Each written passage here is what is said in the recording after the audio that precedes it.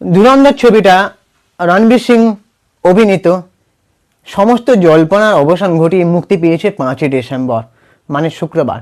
তো এই ছবিটা প্রথম দিন কত টাকা আয় করলো সেটা নিয়ে বিস্তারিত আলোচনা করছি। অন্যান্য ছবিগুলো রেকর্ড কি ভাঙতে পারলো, তো সেটা নিয়ে আমি আলোচনা করছি। অলরেডি তোমরা আমার চ্যানেলে গিয়ে দেখে আসতে পারো যে এই ধুরন্ধর ছবিটার রিভিউ আমি দিয়েছি এবং সেটা কীরকম গল্প হতে পারে সেগুলো নিয়ে বিস্তারিত আমি আলোচনা করেছিলাম আগে, সেটা তোমরা চ্যানেলে গিয়ে দেখে আসতে পারো। তোমরা চ্যানেলটাকে সাবস্ক্রাইব করে দাও, বেল আইকনটা প্রেস করে দাও, এটা আমার একটা অনুরোধ বলতে পারো।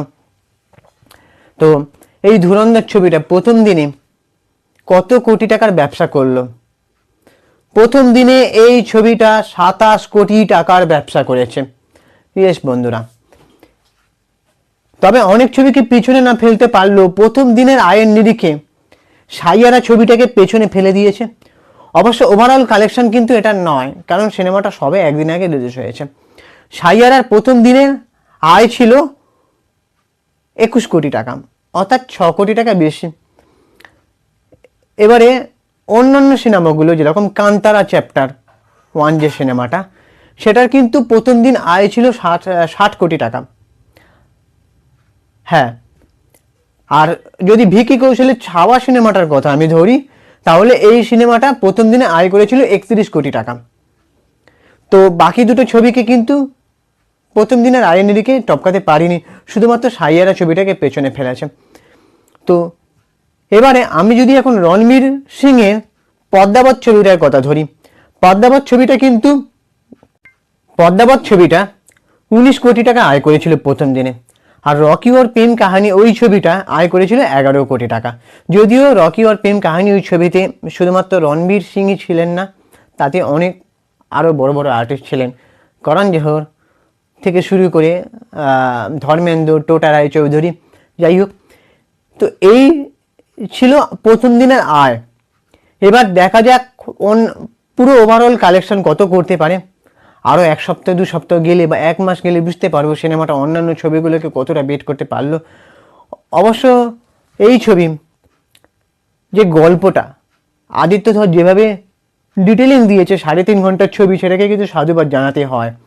এই ছবিটা হামজা বলে চরিত্র রণবীর সিংহের, সে মানে ছবিটা গুপ্তচর থ্রিলার হিসেবে গণ্য হয়েছে।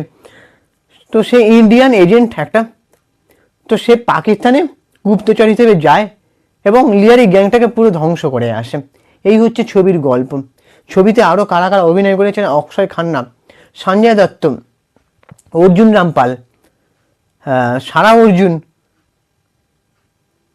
আরও অনেকে আছেন। তারপরে আর মাধবন, বড় বড় তাবর অভিনেতারা আছেন। এখন সিনেমাটা মানে কতটা মানুষের মনে জায়গা করতে পারে, অবশ্য একদিন আগে রিলিজ হয়েছে, তো একদিনের আয়ের হিসাব করে কিন্তু পুরো সিনেমাটাকে জাজ করা কখনোই উচিত নয়।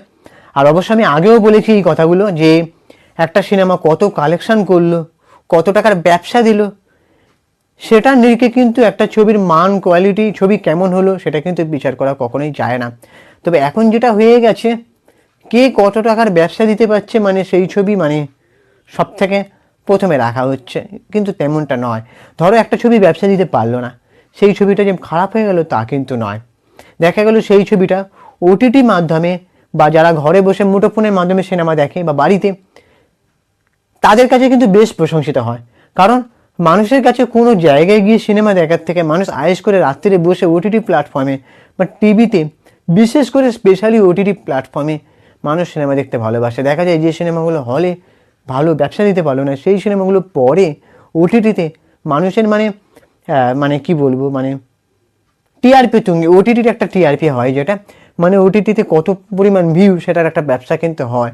সেটা আমরা অত ডিটেলিংয়ে জানি না। সেখানে দেখা যায় যে ওটিটিতে প্রচুর পরিমাণে ভিউ, ওটিটিতে প্রচুর পরিমাণ প্রশংসা। একটা সিনেমা এমন আছে যে হলে চললো না কিন্তু ওটিটিতে প্রচুর পরিমাণ প্রশংসা। আবার একটা সিনেমা এমন আছে যে হলেও চললো, ওটিটিতেও প্রচুর পরিমাণ প্রশংসা পেল। তবে একটা জায়গায় এখানে ডিফারেন্স আছে, যে হলে কোনো কারণে সিনেমা দেখতে মানুষ পারলো না, সম্ভব হলো না, তার পসিবিলিটিতে কিন্তু রয়েছে হচ্ছে ওটিটি প্ল্যাটফর্মে রিলিজ করা, সেই সিনেমাটা মানুষ দেখার একটা চান্স থাকে। যেমন একটা আমির খানের কিরণ রাও, কিরণ রাও প্রযোজিত একটা সিনেমা, আমি কথা বলবো লাপাতা লেডিস। এই সিনেমাটা হলেও যেমন চলেছিল, তেমনই ওটিটি প্ল্যাটফর্মে খুব প্রশংসিত হয়েছিল সিনেমাটা, তার গল্পটা। ঠিক আছে, তো এই ছিল আজকের ভিডিও। এবার তোমাদের কি মনে হয় তোমরা অবশ্যই কমেন্ট করে জানাও, কারা কারা ধুরন্ধর দেখলে, আর তোমাদের এই সিনেমাটা দেখতে কাকে বেশি ধুরন্ধর বলে মনে হলো, তো তোমরা অবশ্যই কমেন্ট করে জানাও। আর হ্যাঁ, চ্যানেলটাকে অবশ্যই একটা সাবস্ক্রাইব করে দাও, এটা আমরা হাত জোর করে রিকোয়েস্ট করছি। Please stay connected and support করো আমাকে, আমাদের চ্যানেলে, আমাদের এই চ্যানেলটাকে। আমি আর আমার ওয়াইফও কিন্তু ভিডিও বানাই, তোমরা চ্যানেলে গিয়ে ঘুরে দেখে আসতে পারো আর আমাদেরকে সাপোর্ট করো। আমি ইনস্টাগ্রামে রয়েছি চিঙ্কি বাবু 2531, তোমরা ওখানে গিয়ে ফলো করে দাও। টাটা।